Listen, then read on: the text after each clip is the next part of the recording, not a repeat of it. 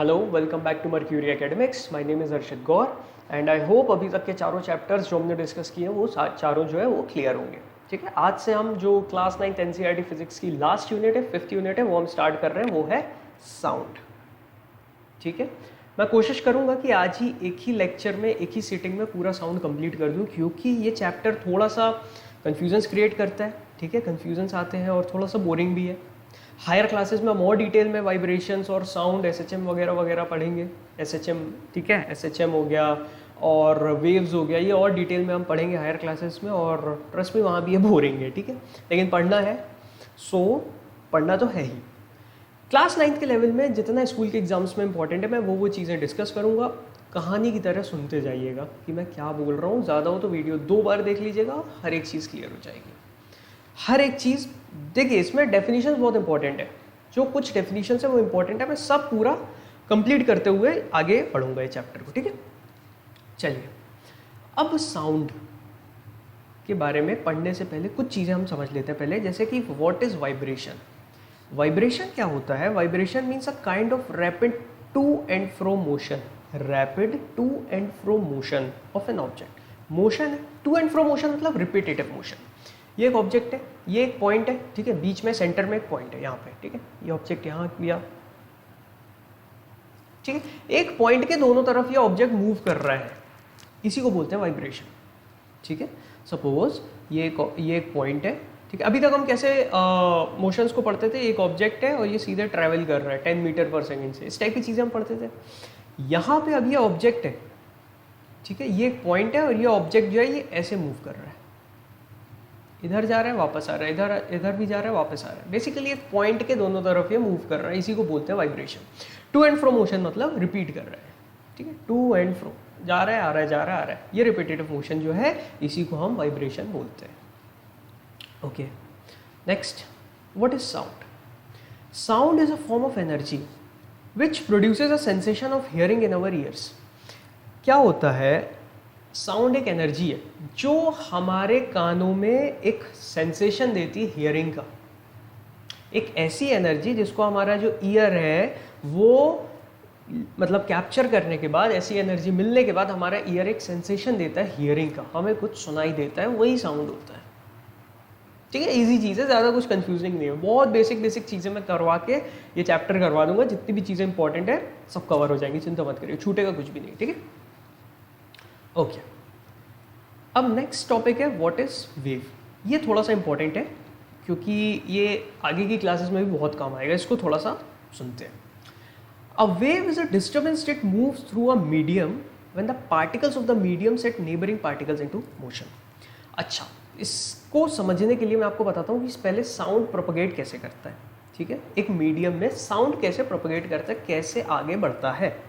Suppose ये एक source है साउंड का और ये बीच में सॉलिड के पार्टिकल्स हैं, कोई भी मटेरियल हो सकता है, आयरन हो सकता है, कुछ भी हो सकता है। ठीक है, समझने की कोशिश करिएगा मैं बेसिकली क्या बता रहा हूँ। और यहाँ पे हमारा ईयर है।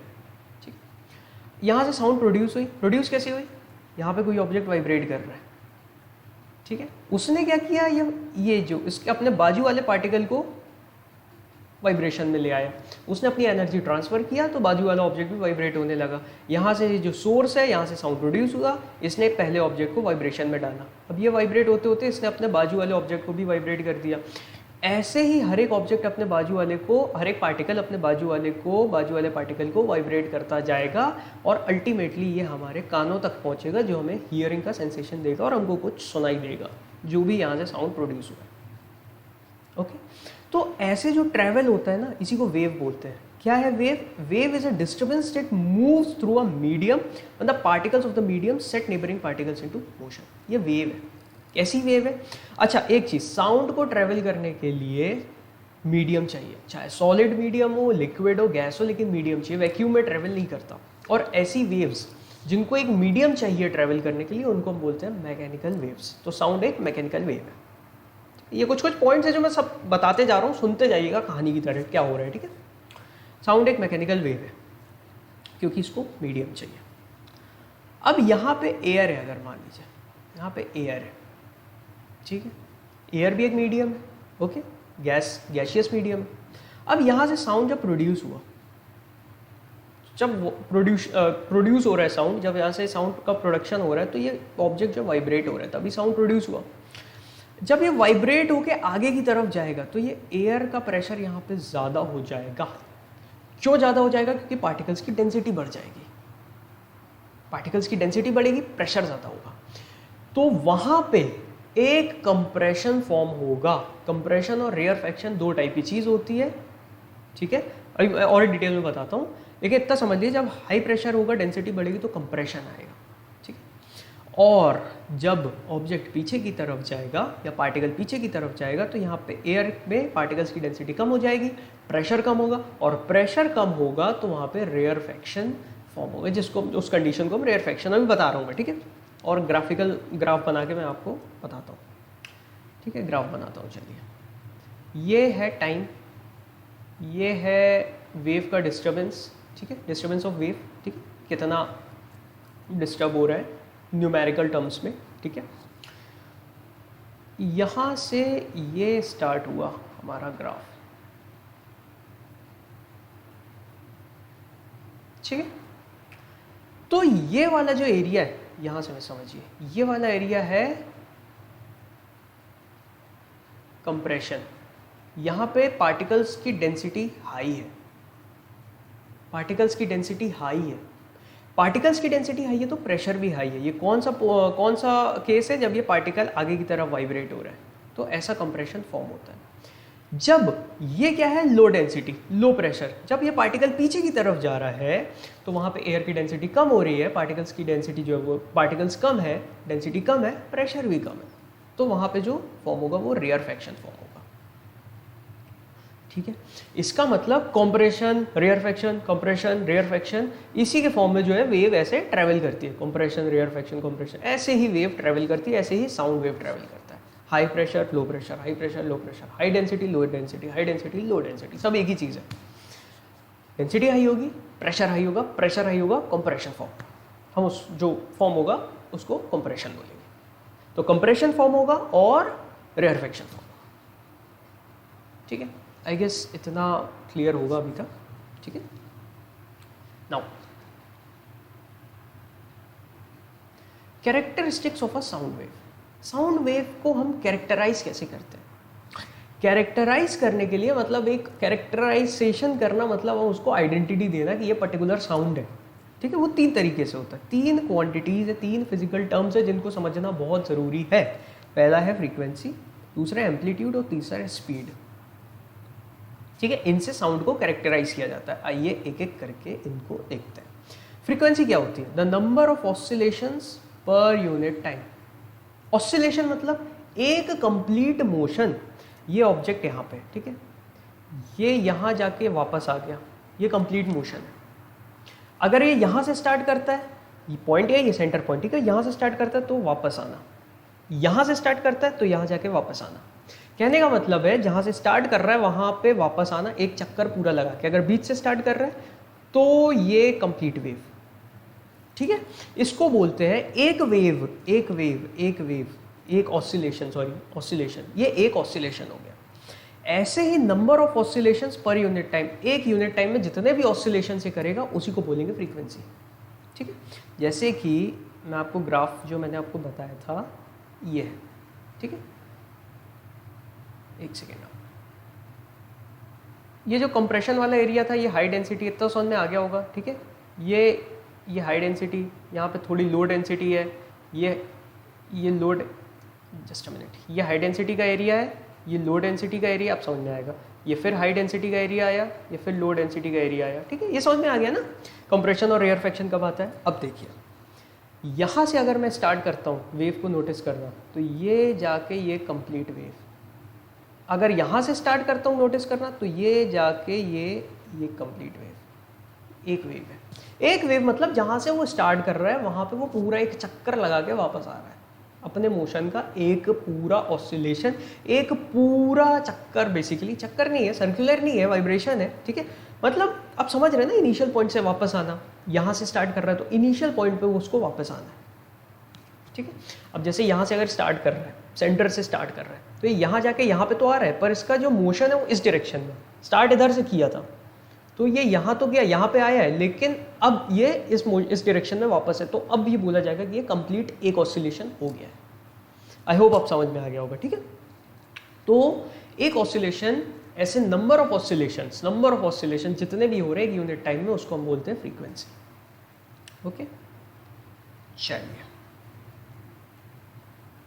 What is time period? The time taken by two consecutive compression or rarefactions to cross a fixed point is called the time period of the wave, or the time taken for one complete oscillation is called the time period of the wave. बात दोनों same है, ठीक है। Second definition ज़्यादा easy है, इससे समझने की कोशिश करते हैं। पहले the time taken for one complete oscillation, एक ऑसिलेशन को लगाने में, एक ऑसिलेशन ये हो गया, इसको करने में जितना भी टाइम लगा उसको बोलते हैं टाइम पीरियड, ठीक है। एक ऑसिलेशन को करने में जितना टाइम लग रहा है उसको बोलते हैं उस वेव का टाइम पीरियड। ओके, अच्छा, ये फ्रीक्वेंसी हो गया। ये जैसे अभी यहाँ पे मैंने एक जो पॉइंट आपको बताया था ना, कैरेक्टरिस्टिक्स ऑफ साउंड वेव, ठीक है। ये जो फ्रीक्वेंसी, एम्पलीट्यूड वगैरह जो टर्म्स है ना, ये वेव्स के लिए अप्लाई होते हैं, ठीक है। अभी और समझेंगे, अच्छा, ये सब हायर क्लासेस का काम है, अच्छा, बाद में। अभी सिर्फ साउंड वेव समझते हैं, ठीक है। इसी की दूसरी डेफिनेशन है the time taken by two consecutive compressions और rarefactions to cross a fix point. Basically समझते हैं क्या है, या मैं फिर से एक ग्राफ बना देता हूँ अच्छे से, देखिए।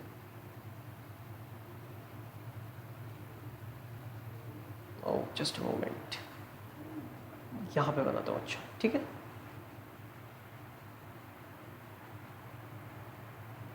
ठीक है, कंफ्यूज मत होइएगा। अच्छा, चलिए, मैं वैसे ही साउंड वेव बनाया ताकि आपको कंफ्यूजन ना हो, यहीं से मैं स्टार्ट करता हूँ, ठीक है। अब ये कॉम्प्रेशन, ये रेयरफैक्शन है, दो कॉन्सेक्यूटिव, एक कोई भी फिक्स पॉइंट को क्रॉस करना। मान लीजिए फिक्स पॉइंट है, यहाँ से पहला रेयरफैक्शन क्रॉस हुआ, फिर दूसरा हुआ, तो दोनों के बीच का जो टाइम है, क्या आप इमेजिन कर पा रहे हैं, वो वही टाइम है जो एक ऑसिलेशन को क्रॉस होने में लग रहा है। यानी कि अगर मैं यहाँ से वेव को लेना स्टार्ट करूँ, तो अगर ये फिक्स्ड पॉइंट से क्रॉस होगा, तो पहला रेयरफैक्शन जब क्रॉस होगा और जैसे ही दूसरा रेयरफैक्शन आएगा, इसका मतलब एक वेव हो गई है, एक ऑसिलेशन हो गया है। तो दो कंप्रेशन और दो रेयरफैक्शन, इसका मतलब है जो एडजेसेंट कंप्रेशन और रेयरफैक्शन और फिक्स पॉइंट से निकल रहे हैं, इसका मतलब वो सेम ऑसिलेशन की ही बात हो रही है। थोड़ा सा विजुअलाइज करना पड़ेगा। मैंने बोला था चैप्टर थोड़ा सा बोरिंग भी और टफ भी है। हायर क्लासेस में जब तक आप नहीं पढ़ लेंगे अभी इसको, ये इतना डिटेल में क्लियर नहीं होगा, बट समझने की कोशिश करते हैं, ठीक है। ये रेयरफैक्शन है, पहला रेयरफैक्शन निकला, फिर कंप्रेशन है, जैसे दूसरा स्टार्ट हुआ, इसका मतलब एक वेव कंप्लीट हो गई, एक वेव नहीं, ऑसिलेशन, एक ऑसिलेशन कंप्लीट हो गया। सिर्फ अगर कंप्रेशन से हम स्टार्ट करते हैं, ये एक आगे का एक और कंप्रेशन है, ठीक है। यहाँ से स्टार्ट करते हैं, पहला हुआ, और जैसे ही दूसरा कंप्रेशन आया, इसका मतलब एक ऑसिलेशन कंप्लीट हो गया। इसीलिए the time taken by two consecutive compressions और रेयरफैक्शंस, कोई भी एक चीज, to cross a fixed point is called the time period of the wave.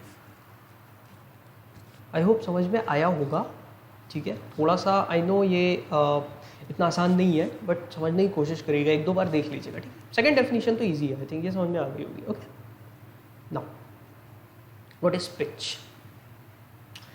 How the brain interprets the frequency of an emitted sound is called its pitch. हमारा brain frequency समझ गया, frequency क्या थी? Number of oscillations per unit time. हमारा brain उन number of oscillations per unit time को कैसे interpret करता है, उसी को बोलते हैं पिच। पिच का मतलब है जैसे हमारा ब्रेन समझ रहा है कि भाई कितने ऑसिलेशंस जो आ रहे हैं एक पर्टिकुलर टाइम में, उन ऑसिलेशंस को जो इंटरप्रिटेशन है उसी को बोलते हैं पिच, ठीक है। जैसे अच्छा, मैं कुछ चीज़ें बीच में बताते जाता हूँ आपको। एनसीईआरटी में दिया हुआ है, एनसीईआरटी में सब कुछ मेंशन। ये चैप्टर मैं अगर आप लोग को, आप मेरी बात माने तो ये चैप्टर एक बार एनसीईआरटी से रीड कर लीजिएगा। बहुत सारी चीज़ थ्योरेटिकल चैप्टर है, सब चीज़ें क्लियर होती जाएंगी, ठीक है। अच्छा, कोई भी एक साउंड आ रही है, कोई भी एक साउंड वेव है, उसमें खूब सारी फ्रीक्वेंसीज मिक्सड है, तो उसको पता है क्या बोलेंगे? उसको बोलेंगे नोट, NOTE। और सिर्फ एक फ्रीक्वेंसी है, एक ही सिंगल फ्रीक्वेंसी है उस साउंड वेव में, तो उसको बोलेंगे टोन। सिंगल फ्रीक्वेंसी है तो टोन बोलेंगे, और बहुत सारी फ्रीक्वेंसीज अगर मिल रही है तो नोट बोलेंगे। नोट प्लेजेंट साउंड है, टोन प्लेजेंट नहीं है, ठीक है। अगर मैं ऐसे सेम बोलते जाऊँ अरे ऐसे ऐसे ऐसे ऐसे ऐसे ऐसे एक मतलब अब वही है ना यार, विजुअलाइज करना पड़ेगा। आप एक काम करिएगा, एनसीईआरटी को एक बार रीड करिएगा पूरा, आपको सारी चीज़ें क्लियर हो जाएंगी। ओके, और बाकी मैं यहाँ पे तो कवर कर ही रहा हूँ, ठीक है। मैं पूरी चीज़ें कवर कर दूंगा यहाँ पे, आप चिंता मत करिए, ठीक है। लेकिन आपको फिर भी कुछ डाउट होता है तो मेंशन भी कर दीजिएगा, और एनसीईआरटी तो है। Now what is amplitude? The magnitude of the maximum disturbance in the medium on either side of the mean value is called the amplitude. ये हमारी वेव थी, ये हमारी वेव है, सॉरी बहुत ही बेकार वेव बन गई बट ये वेव है। तो maximum disturbance on either side, या तो ये या तो ये, ठीक है। ये वेव का डिस्टर्बेंस था, ठीक है, और ये टाइम था। सो मैक्सिमम डिस्टर्बेंस, इसका मैग्नीट्यूड, ये जितना भी मैग्नीट्यूड है, जितना भी डिस्टर्ब हो रहा है वो मैक्सिमम, उसी को बोलते हैं एम्पलीट्यूड। ये एक ऑब्जेक्ट है, इतना इतना इतना ऐसे ऐसे मूव हो रहा है, तो ये जितना मैक्सिमम जितना डिस्टर्बेंस है, इसी को बोलते हैं एम्पलीट्यूड। ओके, इजी चीज़ है, ठीक है। अच्छा, इधर साइड है, ओके, इधर भी आप मेजर कर सकते हैं और इधर भी मेजर कर सकते हैं, ठीक है।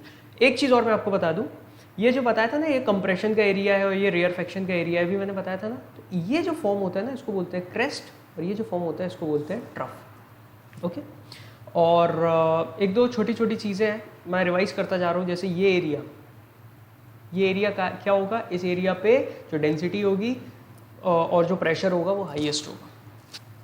ये जो एरिया होगा यहाँ लोएस्ट होगा, ठीक। कुछ कुछ चीज़ें ऐसे ही समझते जाइएगा, ठीक है, रिवाइज होती जाएंगी। Okay, now define the speed of sound. The speed of sound is defined as the distance which a point on a wave such as compression or rarefaction travels per unit time.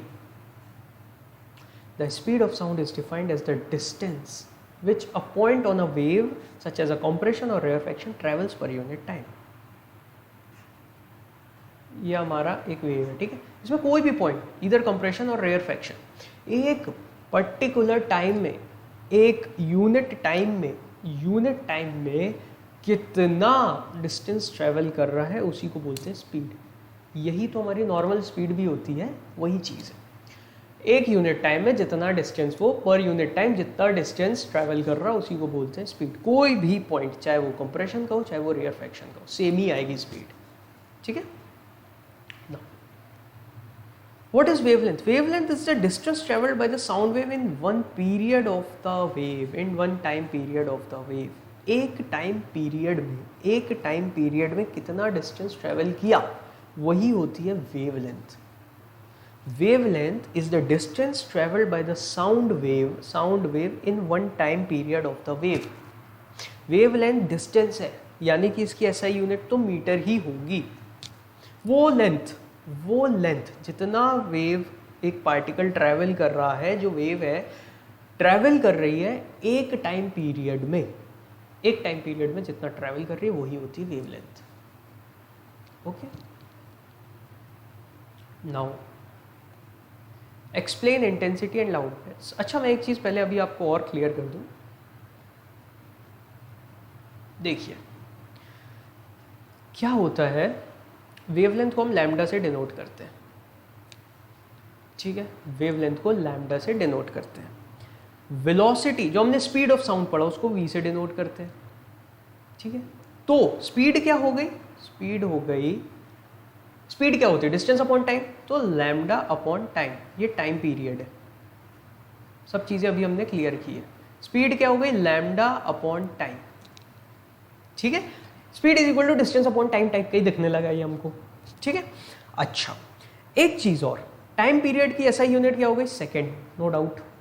Okay, now अब frequency हमने क्या पढ़ा था, number of oscillations per unit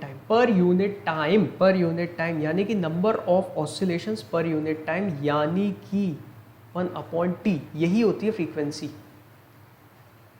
यानी कि जो new होता है, फ्रीक्वेंसी को न्यू से डिनोट करते हैं, और ये 1/T होता है, 1 टाइम पीरियड। और ये जो न्यू होता है 1/T से हमको समझ में आ रहा है कि इसकी जो यूनिट है वो सेकेंड इनवर्स होगी। ओके, आई नो बहुत बोरिंग है प्लीज, लेकिन चैप्टर कंप्लीट करना ही है, करना तो है ही, तो इसको समझते चलते हैं, ठीक है। नाउ 1/t क्या हो गया, न्यू हो गया, तो वेलोसिटी को मैं लिख सकता हूँ wavelength into new, wavelength into frequency, ये हो गई स्पीड ऑफ साउंड। इस पे न्यूमेरिकल्स आ जाते हैं, बहुत इजी है, वेवलेंथ है, फ्रीक्वेंसी है और स्पीड है, तीनों में से दो चीज दी होगी, एक निकालना होगा। क्लियर? ओके, स्पीड की यूनिट मीटर पर सेकेंड ही होगी, मीटर पर सेकेंड ही होगी। हम देख भी लेते हैं, वेवलेंथ की जो एसआई यूनिट है वो क्या है, मीटर, और फ्रीक्वेंसी की सेकेंड इनवर्स, तो सेकेंड नीचे चला जाएगा, ठीक है, मीटर पर सेकेंड। समझ में आ रहा है? तो यूनिट से भी ये सेटिस्फाई कर रहा है। तो स्पीड ऑफ साउंड ये होता है, इस पे न्यूमेरिकल्स आ जाते हैं। तीन क्वांटिटी, तीन में से दो दी होंगी, एक निकालना होगा, सिंपल, और कोई दिमाग नहीं लगाना है। ओके, अब हम नेक्स्ट टॉपिक पे चलते हैं, explain intensity and loudness. Intensity क्या होती है?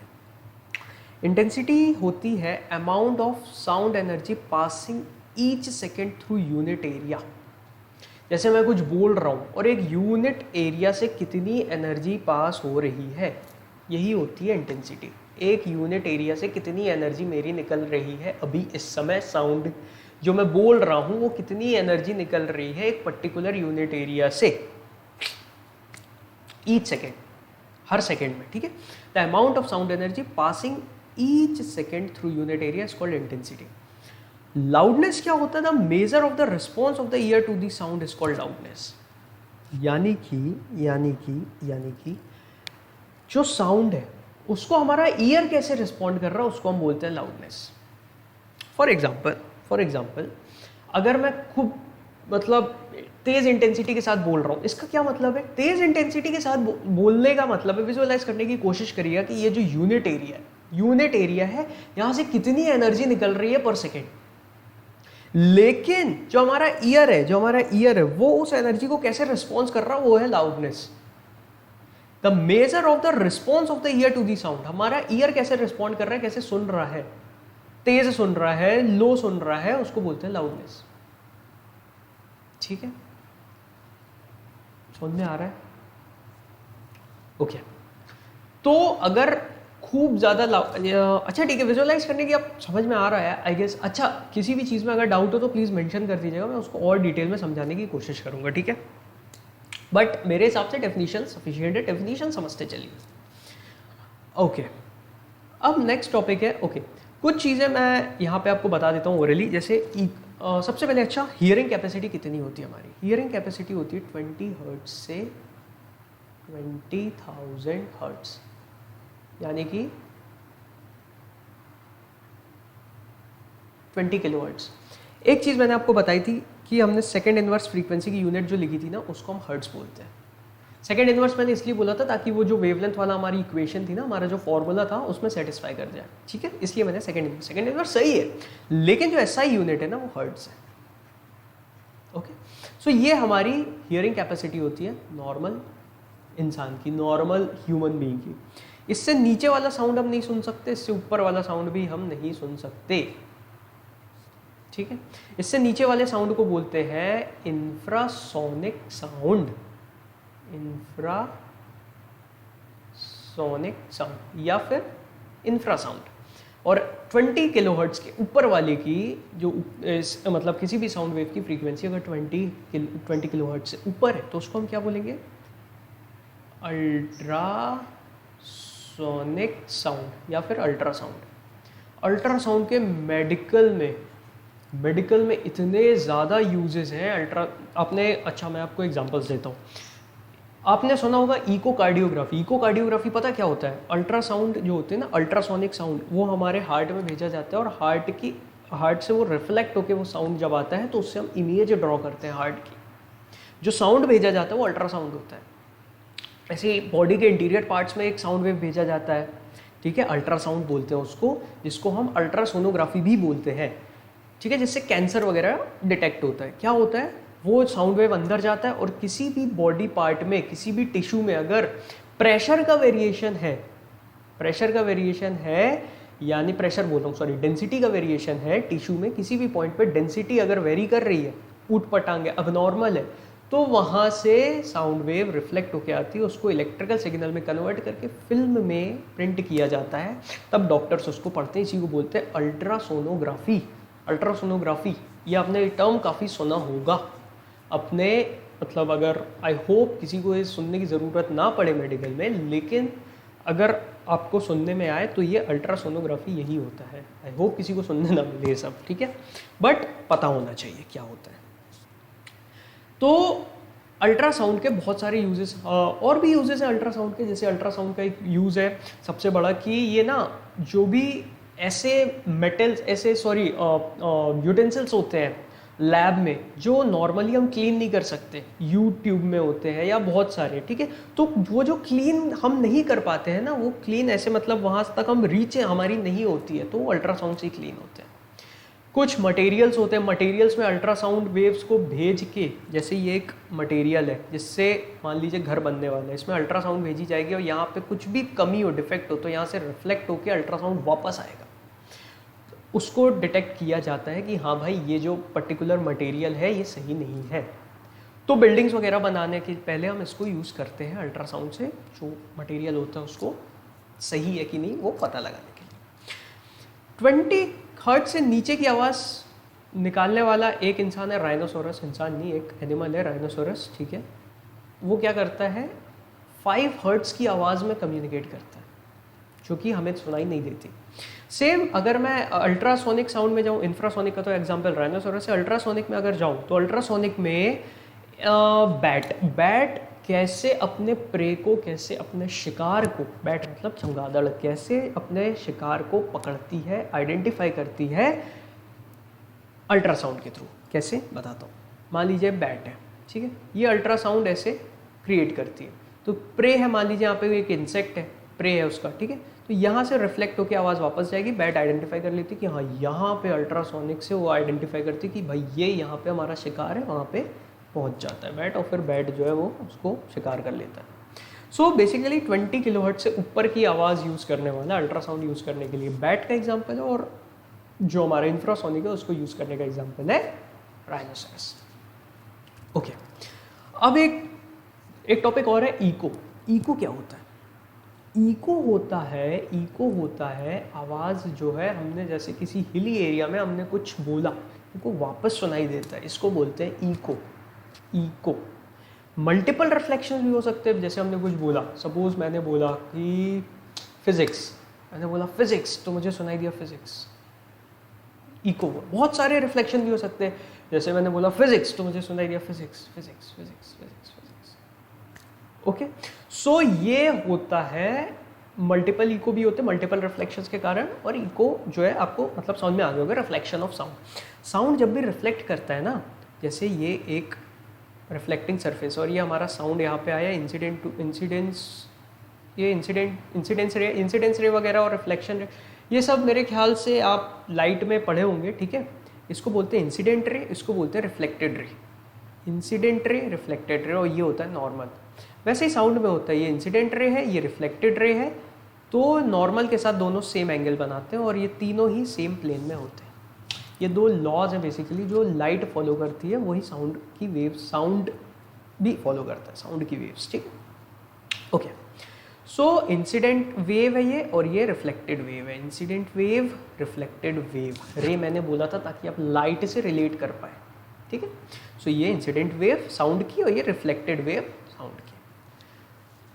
तो नॉर्मल के साथ दोनों ही सेम एंगल बनाते हैं ये, और नॉर्मल, इंसिडेंट वेव और रिफ्लेक्टेड वेव तीनों सेम प्लेन में होते हैं।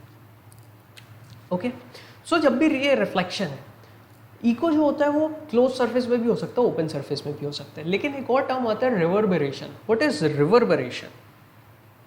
ये टर्म थोड़ा सा कंफ्यूज करता है, ठीक है।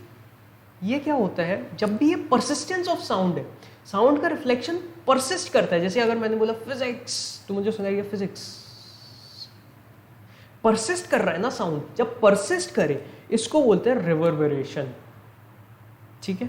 ये नॉर्मली क्या है, ये क्लोज्ड एरिया में होता है। जैसे कोई भी थिएटर होता है ना, थिएटर जब भी कभी आप थिएटर में जाएंगे, कुछ भी देखने हैं, स्टैंड अप कॉमेडी देखने, या कोई भी थिएटर की मूवी देखने, कुछ भी देखने चाहेंगे, तो थिएटर में ना जो सीलिंग होती है और जो सीट्स होती है वो बनाई ही ऐसी जाती है ताकि रिवर्बरेशन कम से कम हो। रिवर्बरेशन बहुत होगा तो अच्छे से कम्युनिकेशन नहीं हो पाएगा, जो भी वो मतलब जो परफॉर्म कर रहा है, परफॉर्मर है और ऑडियंस। ठीक है, इसलिए ऐसी सीलिंग और ऐसी सीट्स बनाई जाती है ताकि रिवर्बरेशन को मिनिमाइज कर दिया जाए। ओके, तो रिवर्बरेशन में टेल परसिस्ट करती है, जो टेल है ना वो रहती, साउंड परसिस्ट करता है। जैसे मैंने बोला फिजिक्स, तो मुझे सुनाइए फिजिक्स, क्लियर हुआ? ये बहुत सारे रिफ्लेक्टिंग सरफेस होते हैं तब होता है, बहुत सारे रिफ्लेक्टिंग सरफेस है तब ये होता है क्लोज्ड हॉल में या ऑडिटोरियम में, ठीक है, क्लोज्ड एरिया में। ओके, और क्या बताने लायक है? पहले मैं ह्यूमन ईयर आपको और बता देता हूँ कि ये क्या होता है। ये एक टॉपिक है, स्ट्रक्चर ऑफ ईयर। समझ लीजिए क्या होता है, ठीक है, ज़्यादा डिटेल में नहीं जाना, जितना हमारा फिजिक्स में हमारा क्वेश्चन 9th का बनेगा उतना ही पढ़ना है, ठीक। ये आउटर ईयर होता है, ये मिडिल ईयर होता है इतना, ठीक है, मिडिल ईयर है, और ये इसके बाद इनर ईयर है, ठीक है।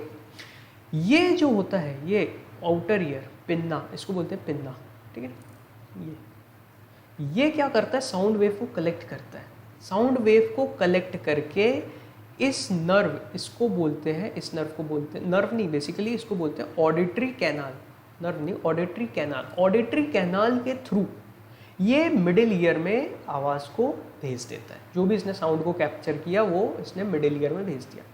मिडिल ईयर में क्या होता है, तीन, पिन्ना, हैमर और एनवेल, ये क्या करते हैं, ये तीनों मिलके जो साउंड गई है उसको खूब ज़्यादा एम्पलीफाई कर देते हैं। जो वाइब्रेशंस है ना, वाइब्रेशंस देखिए क्या है बेसिकली, इतना हम समझते पहले। इसके पहले एक पॉइंट मिस हो गया है कि ऑडिटरी कैनाल से ये जाता है ईयर ड्रम में, जिसको बोलते हैं टाइम्पैनिक मेम्ब्रेन, जो बोलना है, ठीक है, उसमें जाता है। सबसे पहले मैं फिर से स्टार्ट कर रहा हूँ, ठीक है। सबसे पहले क्या होता है, पिन्ना जो होता है वो साउंड को कलेक्ट करता है और ऑडिटरी कैनाल के थ्रू वो भेज देता है ईयर ड्रम में। ईयर ड्रम क्या होता है, वाइब्रेट होता है। देखिए कंप्रेशन आएगा मतलब हाई डेंसिटी वाला जब वेव आएगी, ठीक, कंप्रेशन रेयरफैक्शन वेव में चल रहा है साथ में, कंप्रेशन आएगा तो जो ईयर ड्रम है वो अंदर की तरफ पुश हो जाएगा। जब रेयरफैक्शन आएगा तो ईयर ड्रम बाहर की तरफ आएगा। भाई डेंसिटी हाई होगी, कंप्रेशन होगा, ईयर ड्रम अंदर जाएगा, और डेंसिटी जब कम हो जाएगी, डेंसिटी लो हो जाएगी, प्रेशर लो हो जाएगा तो ईयर ड्रम बाहर आ जाएगा। तो ऐसे ईयर ड्रम वाइब्रेट होता है। ये वाइब्रेशन जो है इसको पिन्ना, हैमर और एनविल क्या करते हैं, खूब एम्पलीफाई करते हैं। एम्पलीफाई मतलब बढ़ाते हैं। बढ़ाने के बाद ये क्या करते हैं, इसको इनर ईयर में भेज देते हैं। इनर ईयर में क्या होता है, ये आता है, इसको बोलते हैं कोक्लिया। कोक्लिया क्या करता है, इस वाइब्रेशन को इलेक्ट्रिकल सिग्नल में कन्वर्ट करता है, और जो इलेक्ट्रिकल सिग्नल इसके, ये ऑडिटरी नर्व है, ये ऑडिटरी नर्व है, तो ये इलेक्ट्रिकल सिग्नल जो है ऑडिटरी नर्व के थ्रू ब्रेन में जाते हैं और ब्रेन उसको सुनता है। ब्रेन मतलब उसको इंटरप्रेट करता है कि हाँ भाई ये साउंड है। सो ये बेसिकली ईयर का स्ट्रक्चर है। जितना हमारा 9th के लिए इंपॉर्टेंट था मैंने चीज़ें कवर कर ली है, ठीक है। कुछ भी आई थिंक नहीं बचा है, ठीक है। कुछ चीज़ें एनसीईआरटी में दी है। अच्छा, मैं और बताते जाता हूँ, मुझे जैसा जैसा याद आ रहा है। जैसे एनसीईआरटी में कुछ एप्लीकेशंस दिए मल्टीपल रिफ्लेक्शंस के। रिफ्लेक्शंस हमने अभी समझा। मल्टीपल रिफ्लेक्शंस जब खूब बार रिफ्लेक्ट हो रहा है, जैसे एक होता है मेगाफोन। मेगाफोन में क्या होता है, ऐसा होता है, ठीक है, यहाँ से साउंड वेव आती है, सुनाई देता है हमें, ठीक है। तो ये इसमें मल्टीपल रिफ्लेक्शंस होता है, तो साउंड वेव जो होती है वो हमने सारे रिफ्लेक्शंस खूब बार, जब साउंड वेव हमारी रिफ्लेक्ट हो रही है उसको हम एक पर्टिकुलर डायरेक्शन में भेज रहे हैं, तो हमें चीज़ें थोड़ा सा एम्पलीफाइड वर्जन में सुनाई देती, तेज़ सुनाई देती। यही स्टेथोस्कोप में होता है। स्टेथोस्कोप जो डॉक्टर्स यूज़ करते हैं, तो वो क्या करते हैं, जैसे लंग्स पे उन्होंने चेक किया, सपोज लंग्स पे वो लगाए, तो उसमें क्या है, इतने अंदर से साउंड वेव आई, वो इतनी बार रिफ्लेक्ट होके आती है, एक पर्टिकुलर डायरेक्शन में रिफ्लेक्ट होती रहती है, मल्टीपल रिफ्लेक्शंस। तो क्या होता है, जो डॉक्टर को सुनाई देता है वो क्लियर साउंड होता है, तेज़ सुनाई देता है, एम्पलीफाइड साउंड। तो ये कुछ मल्टीपल रिफ्लेक्शंस के एग्जाम्पल है। सो हम नेक्स्ट टॉपिक की तरफ चलते हैं, जिसको बोलते हैं जो है सोनार। इसका फुल फॉर्म है साउंड नेविगेशन एंड रेंजिंग, ठीक है। सोनार क्या है, बेसिकली एक इंस्ट्रूमेंट है जिससे हम पता लगाते हैं कि कोई भी ऑब्जेक्ट अंडर वाटर में कितने डिस्टेंस पे है, क्या उसकी स्पीड है, कैसे मूव कर रहा है बेसिकली, और वाटर के नीचे कोई हिल्स हैं या सी की डेप्थ, ये सब पता लगाते हैं हम सोनार से। सोनार क्या होता है, सोनार बेसिकली एक डिवाइस है जिसको हम शिप में या बोट में हमने यहाँ पे इंस्टॉल कर दिया, और इसमें होता क्या क्या है, एक होता है ट्रांसमीटर और एक होता है डिटेक्टर। ठीक है, मान लीजिए ये पूरा ये सी है और यहाँ पे कोई एक ऑब्जेक्ट है। तो सोनार क्या करता है, बेसिकली जो ट्रांसमीटर है वो अल्ट्रासाउंड वेव्स भेजता है नीचे, अल्ट्रासाउंड वेव्स भेजता है, अल्ट्रासाउंड वेव्स। तो अल्ट्रासाउंड वेव्स की ये भी एक क्या बोल सकते हैं, एक आप इसको बोल सकते हैं एक एप्लीकेशन है। ठीक है, तो अल्ट्रासोनिक साउंड, अल्ट्रासाउंड वेव्स ये भेजा, ठीक है, और यहाँ से ये रिफ्लेक्ट होके वापस आ गई।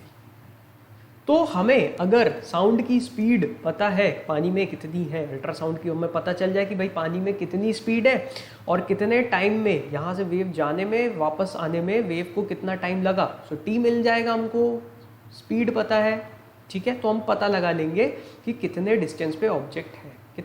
अगर ये h है तो हमको 2h मिलेगा बेसिकली, क्योंकि जाके आ रही है ना ऑब्जेक्ट, तो हमको टोटल डिस्टेंस जो हमने अल्ट्रासाउंड भेजा है, अल्ट्रासोनिक साउंड जो भेजा है, उस बेसिकली उसको कितना टाइम लग रहा है आने में, वो जाके आने में है। तो जो कवर कर रहा है वो डिस्टेंस, वो जाके आ रहा है, यानी कि 2h कवर कर रहा है। ठीक है, सो हमको टी पता है, वी पता है, तो हम 2h कैलकुलेट करके h कैलकुलेट कर लेंगे, कितनी हाइट पे सी है या वो ऑब्जेक्ट है या हिल्स है या कुछ भी है। ठीक है, सो इस प्रकार से सोनार जो है वो काम करता है। सो यहाँ पे हमारा 5th यूनिट भी कंप्लीट होता है एनसीईआरटी का। ठीक है, जो फिजिक्स का क्लास 9th की है, हमारी 5th यूनिट भी कंप्लीट होती है, पूरा सिलेबस कंप्लीट होता है, बस न्यूमेरिकल्स बचे हैं, वो बहुत जल्दी हम न्यूमेरिकल्स भी कंप्लीट कर लेंगे और फिर हम 10th क्लास की तरफ चलेंगे, फिर 10th स्टार्ट करेंगे। So all the best for your examinations, अच्छे से करिएगा, इजी पेपर आएगा। ठीक है, इजी ही आता है 9th में, ज़्यादा टफ नहीं आएगा, चिंता मत करिए। ठीक है, और इजी क्या, जब बनता है तो इजी है, और हमने जितना पढ़ा है इसी में से आएगा, थ्योरी तो इसी में से आएगी, न्यूमेरिकल भी मैंने आपको बता दिया कि अप्रोचेस कैसी होती है। तो अच्छे से पेपर दीजिएगा, इजी है चाहे टफ है, सब बनेगा। ठीक है, all the best for your examinations, बहुत जल्दी मिलते हैं क्लास 9th के न्यूमेरिकल्स के साथ। Okay, thank you.